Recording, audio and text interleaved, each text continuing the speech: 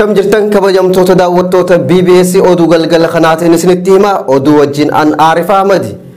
Oduu keenya kan jala qabaatiin obbo Jawaar Mohammad dabalatee hidhamtoonni siyaasaa biraa hidharraa hiikamuuf akka ta'e gabaafame.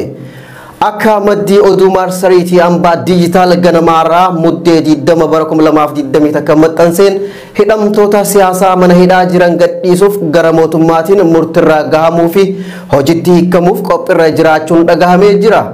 Akka gabaasaa kanatti adda durummaan hidhamtoonni siyaasaa akka hiikaman dubbatamaa jiru kanneen ajjeechaa artistii Hacaaluu Hundeessaatiin wal qabate hokkara uumameen hidhaman keessaafuu hoggantootaa fi miseensota paartilee siyaasaa Oromoo ABO fi KFO kanneen ammaaf baay'inni isaanii hin mirkanaa'in akka ta'e gabaafamee jira.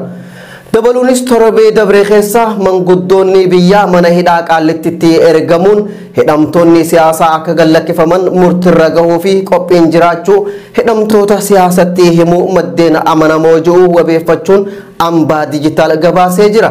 Kana malees tarkaanfii hidhamtoota siyaasaa hiikuu mootummaan geggeessaa jiru keessatti hoggantoonni paartii Baaldaraas obbo Iskandar Naggaa fi Sintaayyoo Chokkol ni hammataman jedhamee eegama.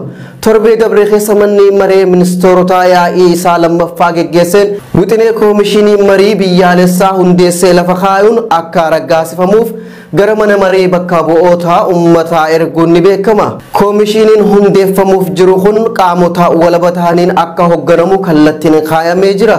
Tarkaanfii mootummaan hidhamtoota siyaasaa hidharraa gallakkisuu kun yeroo dhiyoo keessatti kana eegalamu yeroo ta'u kunis qophii qaama marii biyyaalessaa geggeeffamuuf jiru akka ta'e keessa beektonni himan.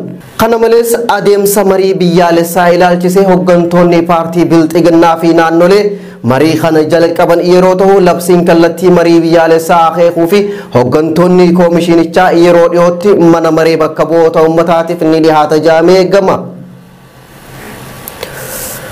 Waraanni bilisummaa Oromoo zoonii bahaa Carcar keessa sossoo'u miseensota haarawaa eebbisiisuu ibse.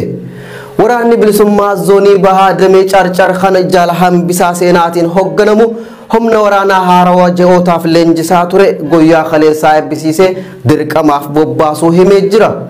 Akka miseensi waraana bilisummaa Oromoo BBS dubbise kun himutti miseensonni waraanaa kanneen amma leenjirraa bahan kun guyyaa eebbifaman kanarraa jalqabanii dirqama isaanitti kenname fudhatanii hojiitti bobba'anii jiran.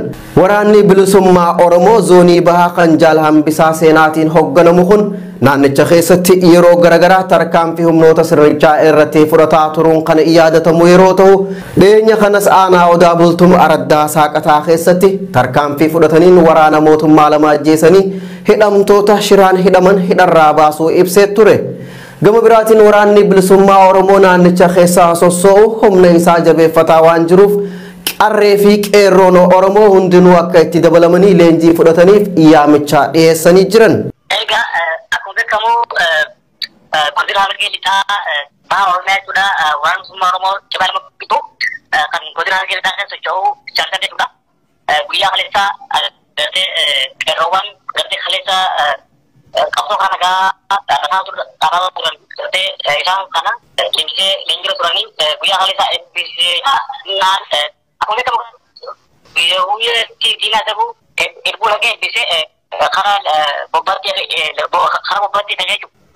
Miseensonni haarii kun agartee ji'a saarii olii jechuudha kan isaan leenjira turanii jirbii olii kan isa gumanii jiru. Tole egaa agartee dhaabni uummata Oromoo dirqama dubartee baha Oromiyaa kun gartee waraana bilisummaa Oromootiin beekamtii qe'ee waraana bilisummaa Oromoo turtee agartee kanaaf gartee waraana bilisummaa Oromoo akkuma kaleessa gartee uummanni baha Oromiyaa kun gartee uummanni Oromoo irraa waraana isaa jabeeffachaa ture kanatti gartee xiqqoo gartee laafina ture laafina sana gartee amma immoo gartee ijoolleen teessan agartee waraana bilisummaa Oromoo gad dhaabbatee jirti waraana bilisummaa Oromoo gad dhaabbatee jira waraana kan bira dhaabbata diinagdeen gargaara utubaa agartee akkasuma egaa qeerroo bilisummaa Oromootiin gartee sirnichi kun gartee sirnicha karaa nagaatiin gartee qabsoo godhuu miti. Kanaaf gartee waraana bilisummaa Oromootti makamtanii akkuma kaleessa eebbisaa turetti gartee qeerroon karaa wabootti jijjiiramee qabsoo utubnee garbummaa kana gartee xumurratti gochuu qabnaa jira. Afaan Oromoo afaan gogil taasisuuf biiroon aadaa fi turizimii Oromiyaa marii taasisuun ibsame. waggoota hedduuf hayyoonni Oromoo biyya keessaaf alaan gurmaa'anii afaan Oromoo afaan Google taasisuuf carraaqqii taasisaniin dhibbeentaa 60 xumuruu ibsuun ni yaadatama. Dabalata Munawwar Ahmad qindeeffate. Afaan Oromoo afaan Google taasisuuf hayyoonni garagaraa akka dhuunfatti carraaqqii taasisaa turaniin dhibbeentaa 60 irraa hagahuun ni beekama. Dhiyeenya kana ogeessi ICT obbo Abdiisaa Baancaajaarraa hojii afaan Oromoo afaan Google taasisuuf hojjetamaa jiru dhibbeentaa 60 irraa gahuu ibsee ture. Akka miidiyaaleen biyya keessaa gabaasanitti Inistituutiin qorannoo fi biiroon aadaa fi turizimii Oromiyaa waliin ta'uun imaammata afaanii afaan Ingiliziin qophaa'e amman dura gara afaan Amaaraatti hiikamee hojiirra oolaa jiru gara afaan Oromootti hiikuun barbaachisaa waan ta'eef hojii hiika imaammatichaa irratti hayyoota hirmaachisuun mari'atee jira jee. Imaammata dhiyaate kana gara afaan Oromootti hiikuu irratti hayyoonni afaanii yuunivarsiitiilee garagaraa hirmaachuunis ibsamee jira. Afaan Oromoo afaan guddaa Itoophiyaa irra dabree gaanfa Afrikaa keessatti dubbatamu afaan Google ta'uu dhabuun isaa mootummoota Itoophiyaa bulchaniin xiyyeeffannoo dhabuurraa akka ta'e hayyoonni dubbachaa turan. Waggoota afran dabran hayyoonni Oromoo biyyoota keessaaf ala jiran afaan Oromoo afaan Google taasisuuf jaatanii guddicha afaan Oromoo hundeessuun carraaqqii jabaa taasisaa turuun ni beekama. Haluma kanaan waggaa dabre obbo Abdiisaa Baancaajaarraa yaamicha kabajaa jechuun maxxansa fuula Facebook isaa irratti maxxanseen qabsoo hadhooytuu irra jiru karaa hundaanuu itti muddinaa jee. Dabaluunis afaan Oromoo afaanota gurguddoo addunyaa 109 keessa hiriirsuun tumsi ilmaan Oromoo biyya keessaaf alaa dirqama waan ta'eef haaluma hiikaa Facebook afaan Oromoo irratti tokkummaan hirmaanne hiika Google afaan Oromoo kanas tokkummaan itti muddina jechuun duula afaan Oromoo afaan Google taasisuuf hojjetamaa jiru akka deeggaran ilmaan Oromoo addunyaarra jiran gaafatee jira. Mariin imaammata afaanii gara afaan Oromootti hiikuu mootummaan naannoo Oromiyaa taasise kunis hayyoota gurmaanii afaan Oromoo afaan Google gochuu irratti barootaaf dhama'aa jiran hammachuu fi dhiisuu irratti wanni ibsamee jiru.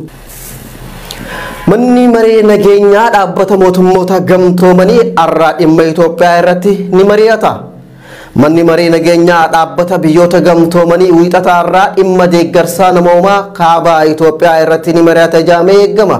Mariin kun akka godhamuuf biyyoonni gaafii kana dhiyeessan Estooniyaa, Firaans, Ayirlaand, Norway, UK fi Ameerikaa yoo ta'an barreessaa olaanaa dhaabbata mootummoota gamtoomanii jalatti qindeessaa gargaarsa namoomaa kan ta'e Maartin Griffiths mana marichaatiif ibsa ni kennan jedhamee akka eegamu himan. Akkaataan gargaarsi namoomaa naannolee waraanaan miidhaman keessatti kennamaa jiru xiyyeeffannaa ijoo marichaa ta'uu akka hin oolle gabaasaaleen ni mul'isu. Akka dhaabbanni mootummoota gamtoomanii jedhutti naannolee Amaaraa, Affaar fi Tigraay keessatti namoonni miliyoona 9.4 ta'an deeggarsa namoomaa barbaaduu ibsan. Miseensonni mana marichaa sarbama mirgoota namoomaa waraana kaaba Itoophiyaan wal qabatee raawwatamaa jira jedhamu irrattis yaaddoo qaban akka ibsan ni eegama. Walgahiin kun manni maree mirgoota namoomaa dhaabbata mootummoota gamtoomanii Jummata dabree sarbamoota mirgoota namoomaa waraana keessatti qaamolee maraan raawwatamanii qorachuuf koomishiniin idil-addunyaa walaba tahee akka hundaa'uu murteessuu isaa booda kan taa'ame. Itoophiyaan murtee kana akka hin fudhannee fi koomishinii hundaa'uu waliinis akka hin hojjenne beeksifteeti jirti. Torban dabree humnoonni mootummaa magaalota ijoo dhiheenya daangaa Tigraayitti argaman kanneen akka Waldayaa fi Qobboo dabalatee guutummaa godina Walloo kaabaa deebisee to'achuu mootummaan beeksiseeti jira. Lammiileen Suudaan kutaalee adda addaarraa walitti qabamanii waggaa sadaffaa fincila Suudaan keessa ture yaadachuun gabaafame. Yeroo waggaa sadaffaa fincila biyyattii keessatti adeemsifamaa tureen mootummaa Umar al-Bashir aangorraa fonqolchan yaadatanitti fonqolcha baatilee muraasa dura waraanni muummicha ministeera Hamdook irratti raawwate balaaleffataniiti jiran. Uummanni kuma dhibbaan lakkaa'aman yaadannoo fincilaatiif akkuma bahaniin fonqolcha yeroo dabre muummicha ministeera Suudaan Abdallah Hamdook irratti geggeeffamee balaaleffannaan humnoonni nageenyaa Gaazaa imimaanessu itti dhukaasaa turan. Haa ta'u malee tarkaanfiin humnoonni nageenyaa fudhatan sunis mormii uummataa qabbaneessuu fi dhaabsisuu hin dandeenye ture. Muummichi ministeeraa Suudaan Abdallah Hamdook humna waraanaa biyyattiitiin aangorraa fonqolfamanii mana keessatti hidhamanii turanis dhiibbaa lammiileen Suudaanii fi qaamoleen garagaraa godhaniin aangootti deebi'anii jiru. Uummanni hiriira Kaartum keessatti geggeessan irratti biyyattiin hoggansa siviilitiin buluu qabdi jechaa kan turan yeroo ta'u, kana malees dilbata dabree gara masaraa pirezidaantii deemuudhaan dhaaddannoo uummanni jabaadha duubatti deebisuun hin danda'amu jettu dhageessisaniiti turan. Kana malees Jeneraalli waraanaa Abdul Fattah al-Burhaan kan fonqolcha muummicha ministeeraa Abdallah Hamdook irratti raawwate aangorraa bu'uu qaba jechuunis gaafatanii jiran. Akkasumas fonqolchi mootummaarratti kallattii kamiinuu geggeeffamu fudhatama kan hin qabnee fi warraaqsi keenya jaarmayaaleen siivilii akka jiraatuu fi guutumatti bulchiinsa siivilii akka ta'uu fi malee fedhii namoota dhuunfaatii miti jechuun maddeen oduutti himanii jiru. Hiriirri uummataa kun bifuma wal fakkaatuun magaalota Suudaan hedduu keessatti geggeeffamu maddeen odurraa mirkaneeffannee jirra.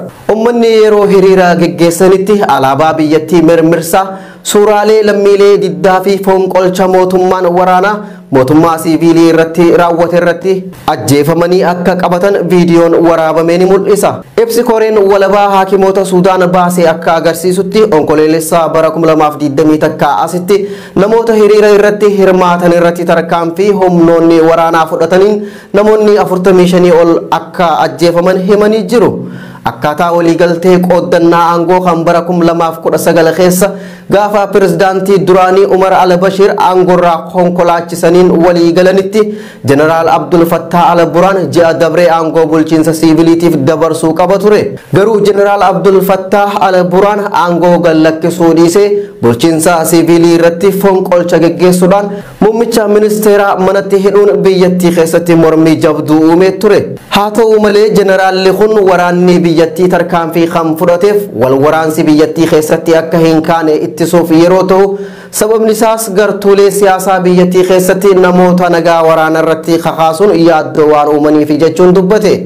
Al-Burhaan akka ibsetti Suudaan ammallee ce'umsa gara bulchiinsa siivilii deeggaruuf murannoo akka qabduu fi filannoo biyyattiitis adoolessa bara 2023tti akka geggeeffamu karoorfamee jira jedhe.